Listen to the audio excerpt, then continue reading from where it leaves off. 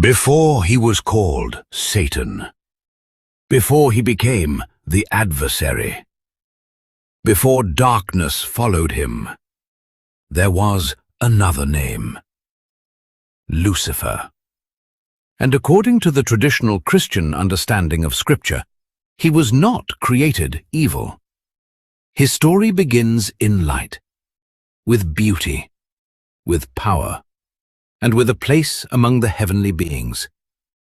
So how did something created in such glory fall into darkness? The Bible gives us fragments, images, warnings, descriptions of extraordinary beauty, wisdom, pride, and rebellion.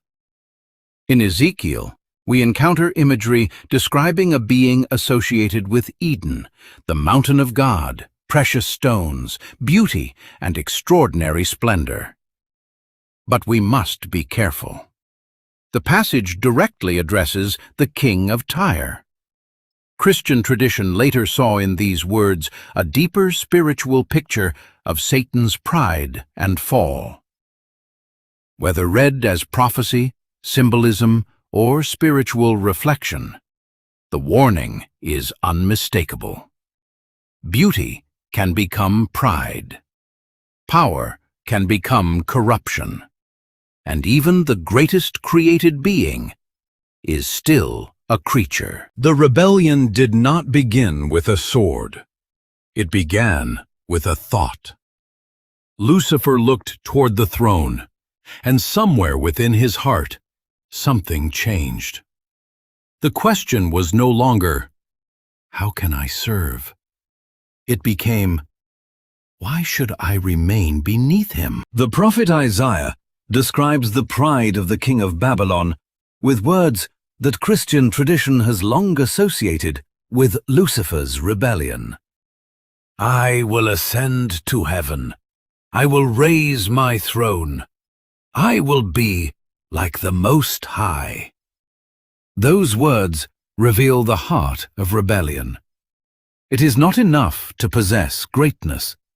Pride wants the greatness that belongs to someone else. Lucifer did not merely want honor, he wanted the throne. Rebellion rarely begins with an army. It begins with an idea. And ideas spread. Lucifer's pride became rebellion. Rebellion became allegiance. And allegiance became war. Scripture tells us that Satan's angels would ultimately stand with him. But Scripture does not give us a complete transcript of how that rebellion unfolded. So here, we must distinguish the biblical record from artistic reconstruction. The Bible gives us the destination. Christian tradition has imagined the road. Then came the conflict. Revelation describes a war in heaven. Michael and his angels fought against the dragon, and the dragon fought and his angels. This was not a battle over territory. It was a battle born from rebellion. The creature against the Creator. The servant against the throne. Lucifer against the order of heaven. And then, Scripture gives us one of the most important facts in the entire story. The rebellion failed. Revelation says the dragon and his angels were defeated. They lost their place in heaven.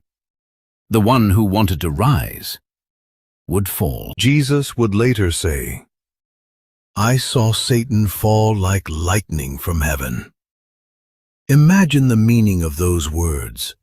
Something that had once stood in heavenly glory, falling, faster than human eyes could comprehend. From light into darkness, from glory into exile. Lucifer's fall was not simply a change of location. It represented a change of allegiance. The radiant being becomes the adversary, the accuser, the deceiver, the one Scripture calls Satan. Revelation identifies him with the ancient serpent, the devil, and Satan. But the story is not over. If Lucifer could not take God's throne, perhaps he could attack what God loved: humanity.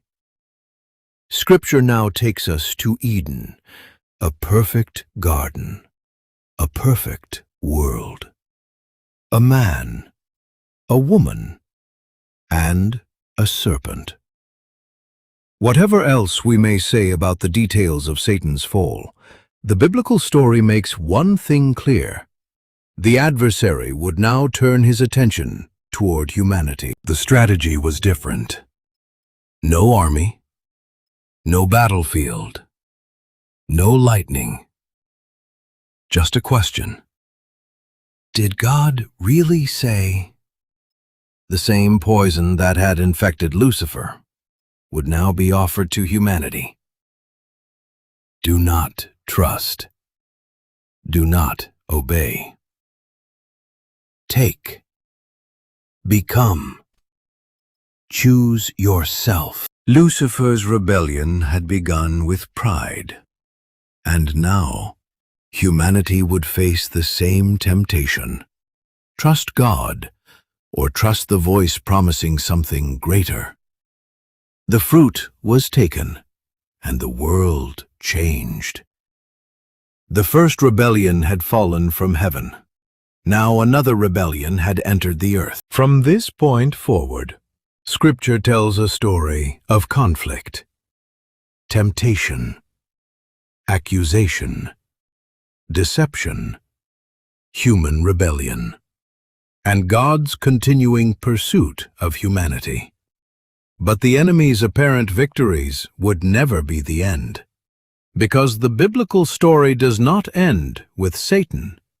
It ends with his defeat. The one who wanted the throne never took it. The one who wanted to rise fell. The one who deceived will ultimately be defeated. Revelation describes Satan's final judgment, and then the darkness ends. The rebellion ends. The throne remains. Not Lucifer's, not Satan's, God's. Perhaps the most frightening part of Lucifer's story is not that he wanted to become like God. It is that he was already surrounded by glory. He already possessed beauty. He already possessed power. He already stood in the presence of heaven. And it still wasn't enough.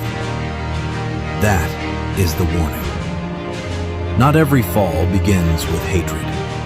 Some begin with pride. Not every rebellion begins with a weapon. Some begin with a thought. And sometimes, the most dangerous question in the universe is simply this: